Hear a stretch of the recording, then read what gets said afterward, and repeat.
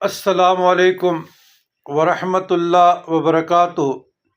بہت سے احباب یہ سوال کرتے ہیں کہ شاہ صاحب ہماری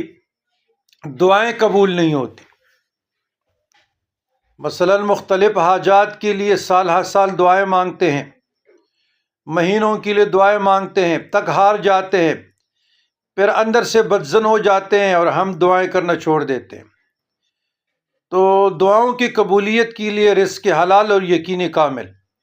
اور اس کا طریقہ یہ ہے کہ پہلے آپ پاک و صاف طیب و طاہر ہو کر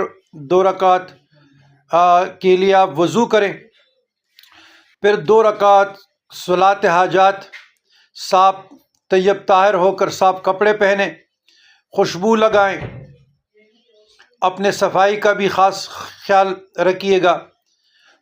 پھر اس کے بعد آپ اللہ کی